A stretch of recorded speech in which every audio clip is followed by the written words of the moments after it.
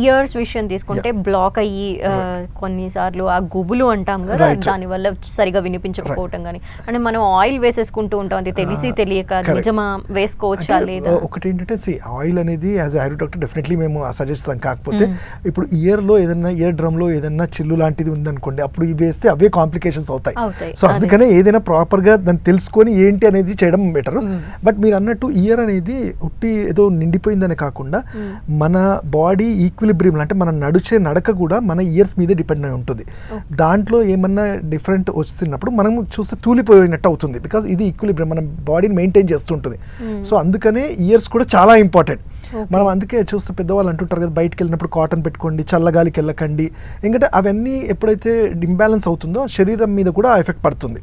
So మనం జనరల్గా చూసుకుంటే ఇయర్ కేర్ ఎలా చేయాలి మరి అంటే, అసలు ఫస్ట్ థింగ్ ఏంటంటే ఇయర్లో వచ్చే ప్రాబ్లమ్స్ కూడా చాలా మందికి తెలియదు. మనకి ఇయర్లో హెయిర్స్ ఉంటాయి, మనం తెలుసో తెలియకో ఇయర్ బడ్స్ పెట్టడము, లేకపోతే మీరు అన్నట్టు ఇష్టం వచ్చినట్టు ఏదేదో వేసేసుకోవడం వల్ల ఆ హెయిర్ అనేవి అసలు దెబ్బతింటాయి. అప్పుడు ఏమవుతుంది, డైరెక్ట్ డస్ట్ కలెక్ట్ అవుతుంది.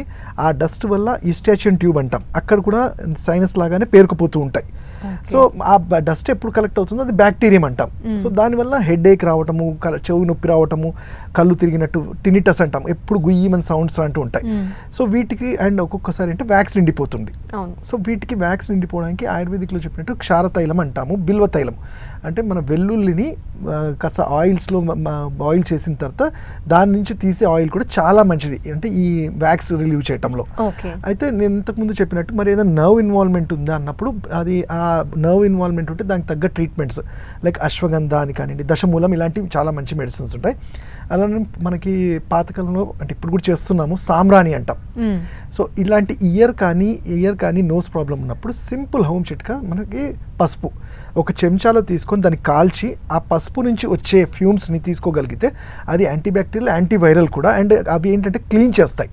సో అంటే మరీ దగ్గర నుంచి కొంచెం దూరం నుంచి ఆ ఫ్యూమ్స్ తీసుకోవడం వల్ల కూడా ఇయర్స్ కానీ నోస్ కానీ క్లియర్ అయ్యే ఛాన్సెస్ ఉంటాయి.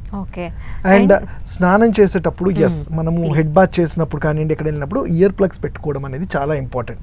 అంటే కాటన్ అయితే కాటన్ ఇయర్ ప్లగ్స్ లాంటివి, సో దట్ ఏంటంటే ఆ వాటర్ అనేది ఎక్కువ వెళ్ళకుండా ఉంటుంది. ఎగ్జాక్ట్లీ.